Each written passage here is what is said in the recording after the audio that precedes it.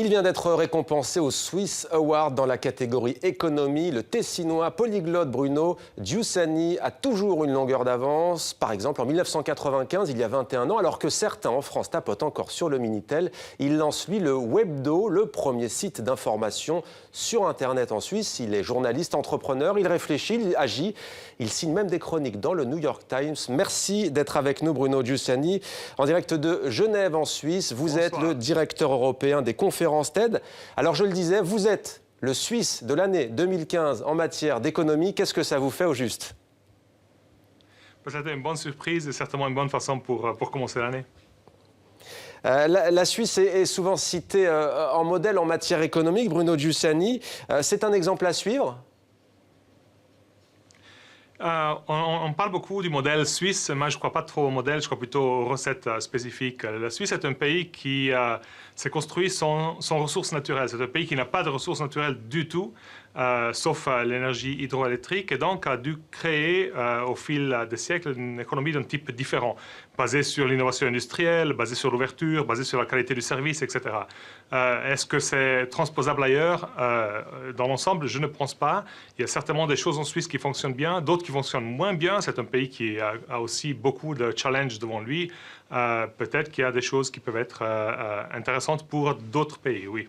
Alors vous êtes tessinois, je le disais, vous êtes polyglotte, vous parlez plusieurs langues, vous faites partie de la minorité suisse italophone. Quel est l'avantage d'être issu d'une minorité? Il y a beaucoup de désavantages déjà. L'avantage était un avantage de contrainte.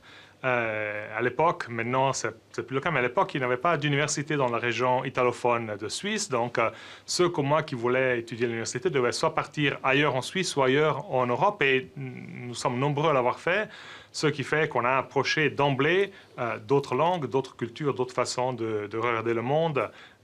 Et on a rapatrié ça. C'était un peu la force de la contrainte quelque part, mais ça a été un avantage d'une façon. La force de la contrainte. Alors, premier web hebdo, je le disais, il y a 21 ans en Suisse, c'est à vous qu'on le doit. Quelle serait aujourd'hui, selon vous, l'avant-garde, l'innovation qui dénoterait? Vous pensez spécifiquement à l'Internet ou en général? En général, à cheval sur les nouvelles technologies et l'économie? Maintenant, on se trouve dans un moment de transition. On a passé une quinzaine d'années, une vingtaine d'années liées au téléphone mobile et à l'Internet et au web. La nouvelle vague de technologie, évidemment, a à faire avec la robotique, avec l'intelligence artificielle surtout, qui sont des choses d'une dimension vraiment autre, qui sont en forte accélération et qui pénètrent un petit peu tous les secteurs de la vie quotidienne. Nous pensons à l'intelligence artificielle et on a l'impression de parler de science-fiction, de quelque chose qui va venir. En réalité, elle est très présente déjà dans notre vie quotidienne. Il suffit de poser une question à Siri si vous avez un iPhone ou de considérer que le 80% de toutes les transactions de bourse sont faites automatiquement par des ordinateurs qu'on dit intelligents, entre guillemets, pour voir quel impact ça a déjà, et c'est que le début en fait. Bruno Giussani, je vous posais cette question en fait parce que vous définissez vous-même comme un curateur d'idées. C'est quoi un curateur d'idées? C'est une personne qui, dans la grande quantité d'idées et d'informations qui circulent, joue un rôle de filtre et de création d'une hiérarchie, de création d'une mise en perspective et de mise en lien d'idées disparates. En fait, c'est un rôle que je joue dans le cadre de mon organisation en particulier, TED, peut-être on parlera de ça, qui en fait sélectionne toute une série d'idées et d'informations et les organise pour les diffuser de façon structurée autour du monde. Alors vous êtes directeur pour l'Europe de ces conférences TED. Tout le monde ne sait pas au juste, ne connaît pas forcément ce que sont ces conférences TED. Est-ce que vous pouvez nous éclairer? Oui, TED est une organisation au but non lucratif qui est basée aux États-Unis, à New York, mais qui travaille à l'échelle du globe. Les conférences ne sont qu'un aspect de ce que nous faisons. Ce que nous faisons essentiellement est la création d'une plateforme qui a une composante physique des conférences, 3200 conférences par année autour du monde, une composante virtuelle, notamment sur Internet, mais pas seulement, aussi en collaboration avec des chaînes de télé, de radio, etc., pour identifier les gens qui ont de bonnes idées et pour les aider à les diffuser à des centaines de millions de personnes. important, la définition du mot idée n'est pas simplement le petit bulbe qui s'illumine dans la tête de quelqu'un. L'idée est aussi une information, le résultat d'une recherche académique ou scientifique, une expérience à partager, etc. Alors, les conférences TED, c'est les Technology, Entertainment and Design, hein, donc une série, vous le disiez, de conférences internationales pour des idées qui valent la peine d'être diffusées, hein, Ideas Worth Spreading. Est-ce que vous pouvez nous donner un exemple, justement? Je crois savoir, par exemple, qu'en novembre dernier, il y a une archéologue américaine qui a été récompensée pour son travail de détection des sites antiques. En fait, ça permet de repérer des villes disparues sur des études de topographie. Vancouver se profile. Est-ce que vous avez un exemple concret? Oui, c'est d'ailleurs le même que vous citez parce qu'elle va présenter son projet lors de la conférence de Vancouver, qui est notre conférence principale. Ça se déroule chaque année au printemps. On a beaucoup d'autres autour du monde. La personne que vous citez, elle se définit archéologue spatiale, space archaeologist, c'est Sarah Parcak, et son travail en fait utilise les satellites et l'image satellitaire et toute une série d'autres technologies qui sont basées sur les satellites, la spectrographie, etc., pour analyser les surfaces terrestres et pour identifier des lieux archéologiques cachés sous le sable, sous les montagnes, sous les forêts, etc. Elle en a identifié plusieurs milliers qu'on ne connaissait pas, qui avaient disparu dans le temps. Et lié à ça, elle va annoncer un projet à la conférence de Vancouver, justement, qui fera participer beaucoup de gens à cette activité. Et d'ailleurs, elle rend hommage, hein, cette scientifique, à ceux qui se battent sur le terrain, notamment au Proche-Orient, pour préserver ce patrimoine. Alors, TEDx Global, c'est bientôt à Vancouver, au Canada. Vous y serez bien entendu. Le thème cette année, c'est vérité et audace. Qu'est-ce que cela veut dire? Le thème, à vrai dire, cette année, c'est Dream, c'est le rêve. Le rêve dans le sens de comment est-ce qu'on rêve ensemble à l'avenir.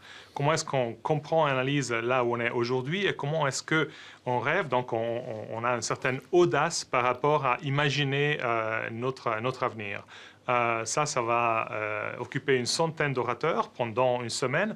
1700 participants de partout dans le monde et on verra un petit peu qu'est-ce qu'il en sort à la fin. L'idée des conférences TED est une idée d'approche éclectique. Donc, on tape dans tous les secteurs à 360 degrés, les trois secteurs qui sont à l'origine de notre nom, Technology, Entertainment, Design, technologie, médias de masse et design, mais aussi tous les autres, donc la science, la philanthropie, l'éducation, etc., etc. Alors vous êtes lancé dès le début, hein, dans cette aventure des TED, c'était en 2005. Qu'est-ce que vous aviez senti à l'époque? Pourquoi est-ce que vous avez senti que ça allait marcher? Alors, à l'époque, TED existait déjà depuis 20 ans, mais c'était une conférence annuelle et il n'y avait absolument rien d'autre. Donc, il n'y avait pas ce qu'on connaît maintenant, c'est-à-dire les vidéos disponibles gratuitement online, tous les autres événements locaux autour du monde et tous nos autres projets. On a construit autour de cette conférence qui existait tout le reste, dans cette plateforme qui se structure en online et offline. Et ce qui était intéressant à l'époque et qui le reste toujours, c'est que les idées viennent de partout, mais il faut leur mettre la lumière dessus. On a cette impression que les idées viennent de ceux qui ont la responsabilité de créer les idées, c'est-à-dire ceux qui sont dans un labo de recherche, ceux qui sont dans le département de recherche et développement d'une entreprise, ou alors le patron d'une entreprise, ceux qui sont à la tête d'une hiérarchie. La réalité, c'est que les idées viennent absolument de partout, des bidonvilles, de Nairobi, des centres de recherche, des écoles primaires ou ailleurs. Et c'est ça qu'on veut réunir, ça qu'on veut identifier et qu'on veut mettre en avant. Alors les taxis étaient en grève aujourd'hui en France, hein, c'est à la une de nombreux médias francophones.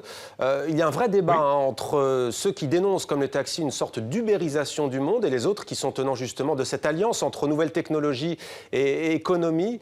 Quel est votre regard à ce sujet ? Uber, c'est un cas très, très spécifique et très révélateur justement de ce clash quelque part du passé et du futur. Un passé qui, quelque part, a une série de limites et un futur qui exploite ces limites et qui essaie d'exploiter surtout un vide légal qui existe parce que la vérité, c'est qu'on est à un moment où la technologie court plus rapidement de tout cadre légal.